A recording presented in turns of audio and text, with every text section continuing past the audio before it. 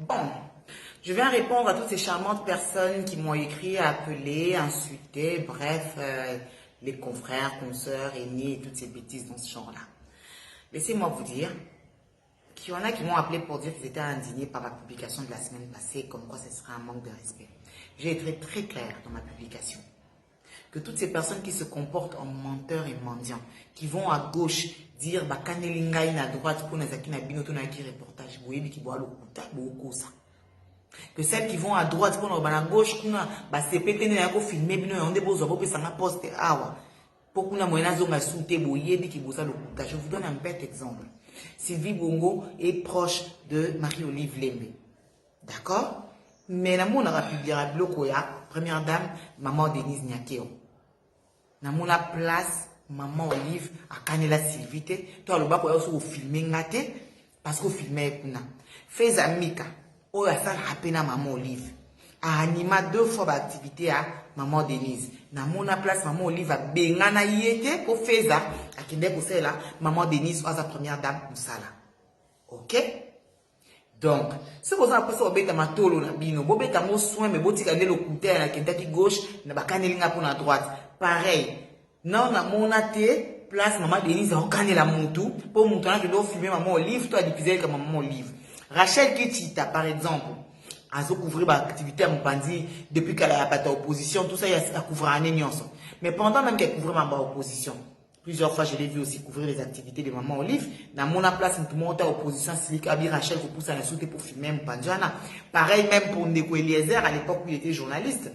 Moi, j'étais avec Eliezer à Kindu, Eliezer à Zala, dans Bumbashi, dans mon place, tout le monde à Kanele, avec Eliezer au Kindof. Non. C'était un journaliste qui faisait son travail. Mais sur Assisi Moussala, nae, Azan n'a pas opinion, nae, n'a vision, nae, n'a pas politique, oh, yo, corrompre, parce qu'ils ont bongo, ils ont choix, nae. Donc, faut pas mélanger les choses. Mais c'est pas une raison pour qu'il salir l'image. Il y a l'un chez l'autre, pour ma victime, pour que l'homme m'a et le sokimini. Non, et ça qui est au côté. Et plutôt qu'il n'est pas été aux ongles, pas, il va nous avoir facile. Bah, écoute à mon kili, oh, le cas, le quoi, il y a serra, bah, sankara des comptes, là, bah, blaise éléments, il y a pour na quand. Et ça m'a un cas là, il y a bah, journée, c'est bah, pour na bah, quand. Et bon, ma carrière, bah, ta musique est belle, il y a moi, nati. Yo, ça va chroniquer à Kingani, mko Kingani, na wa zindi, bo zindi ensemble. Et ça qui est au côté. Mais avant, côté politique, il a dit oui, la musique, il est marginaux, hein, ils sont marginaux. Regarde, c'est des personnes qui fonctionnent avec des partis, parce qu'on est bino bon ça, on m'a cassé pour les camis, surtout bien gami wanan.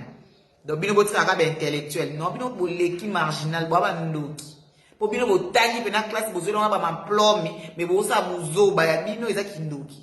Ba tata bino ba futi ba classe ba maman bino ba se sacrifier pour beaucoup na noka ba mandia. Ya bino eza kindoki. Ya biso autre côté kuna ba bi mi tout na biso da réchauffant d'âme. Mais bino boa ba chor. OK? De chor. Voilà, c'est honteux. Bien il faut rassurer en plus boa mi kolo pe mi boa santé. Na konta munene na ba mi nene bobo sa mamba buzo ba ya bino ndia kindoki. Buzo be se mo za ta mukiebo. Oko mama zoba un peu bien. Zoba mi nene le roi bino ba grand zoba. C'est pas gentil. Pour la ligne, bino ce que moi critique, il faut virer l'injure, beaucoup de ça dans le groupe, vous allez jusqu'à traiter les gens de mal éduqués. Vous allez éduquer qui? Parce que pour la plupart de vos enfants ne peuvent même pas prononcer leur poste-nom en public. Tellement bobo ta banca la mibali abato. Hein? Vous, ndé bozana, plus beaucoup quand on est mal éduqué. Mais moi, ça va éduquer à ça, la collection, bana tata tata, moi, ça bien éduqué à bota à bana tata, moko, ou soit tu es premier liba les koufi, à bota, deuxième liba la kangi. So comme na 2-3 bana, tata, mais yo, les qui n'a mal éduqué à mon gandot, mon chodo. Donc, vous mettez nous à nous mal éduqués. Parce que yo, sans éducation. C'est pas gentil. Pourquoi vous virez à l'injure? Vous pensez que vous avez le monopole du dérapage ou de l'injure? C'est méchant. Bon, ça n'a pas point. Et puis, là, il y a un finganga onge comme ça. Papa, maman, la TV, ba fingama déjà ma casse. Bon, ça n'a pas sika, oh, école, ça n'a pas tini. Bon, ça n'a exemple, injure, et ça n'a pas pongi. Et qui te côté, bon, ça m'a bête. Moutache poste ne au CPT, n'a pas mis na ote. Point au sac capture, beaucoup de groupe, bon, nous finir. Nous, en tout cas, nous, bon, finir. Si on bloque à point, bon, c'est un groupe ouvert, pour finir, injure, à retour, et côté, tout à fait, beaucoup comme ça, là. C'est pas bien. Vous vous dites éduqué, vous vous dites instruit, vous vous dites intellectuel, mais vous êtes incapable de supporter les critiques, même quand elles ne vous sont pas directement adressées. Mais c'est l'expression même de la bêtise la plus profonde. Quant au deuxième problème, donc, en tout cas, Si vous n'avez pas apprécié, c'est même pas mon problème. J'ai même pas besoin que vous m'appréciez. Vous êtes qui? Vous êtes qui? Na pema na maduso bazo na bino so bino sepe kamtenga alalike. To na mela ka bafufu na gorge na bino so bino sepe te mikwiti na nge kitate. Na lobby. Boti ka molimo opona bakan, journaliste à Lamuka, journaliste à FCC, journaliste à Cash, journaliste à Boyena Boy. Couvrez toutes les activités. Tendez les micros dans Batouana, Moussa a déjà récolté, traité et diffusé l'information. Laissez les acteurs politiques, bango moko basa la Moussa ko Moussa et la bango. Pour beaucoup mettre un niveau journaliste à Fandi, sera Simbi, Maman Denise na mobile nae, penal ongola bango poso na maboko. Sera Simbi, Martin Fayulu, donc à cause ça même bilan médical psychiatrique à Martin Fayulu na plateau. Sera l'équipe kota Moïse Katumbi boyokele na mawa. Vous allez tirer la attaque moi en dessous de la ceinture. Et ça a bien été. Et ça a bien été. So ba simba kudu noko kabibi na mwasi na ye ai. Bwana mai po kitsabat mitema. Po ani ndema. Kitoko te mo sa mabiti. Siko batso muso muta komie lo on a critiquer CP na eti. Bino ta bokoma ba biloko na mno mutaka kuna ko kusela no jugement zali. O mno mo juger nga bino nzambe to satan.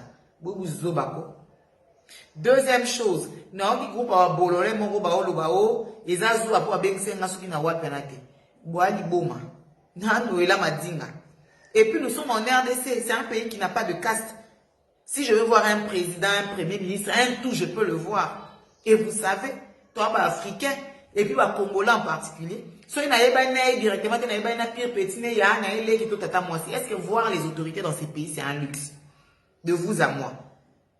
Et est-ce que ces gens qui deviennent des autorités, même destinés aux Alamo, ils ont quel parcours? Eh, batna so banganda, babar, babuati, banini, bata miziki, mutunia masika, bimina politique à Congo, oh, bino ngale langa ke bokutana kina ye mutasika. Na bande on a so auta amboka ba villageois, po ba vina so ba jika nyo so ba zizi ba poste, to yeba ina bango. Yebisa nga mo continue no okutana bango mutayo ke la bino zuwa. Jalousie. Jalousie, on est dans le bon, bozo maîtriser des sens dans mon débat. Il y a une jalousie, la jalousie. Il y a ni pour vos salini. Jalousie, on a une carte dans la chaîne de télé ou des radios, sur ta côté, des soukatiers, oh, on zambe pour maman. Non, pour un babo, jalousie à moi. Jalousie, n'a reçu batali moi, n'a eu mon quoi, qui n'a qui yel, Harvard, Oxford. Ma jalousie à moi, n'a jalousie, ezali batalo leki na mutu ke mail en 2020 ya sachet leki. Bande au Japon na Dubaï, ndeba oki biso jalousie. Jalousie, boali boma. Jalousie na ba leki na boulevard ba bi immeuble ata mukio ya 2 niveaux eza moko ba bakende mwana. Nde sa jalousie ya nani ezana. Ata ku jeba pamba, lingwala pamba. Jalousie.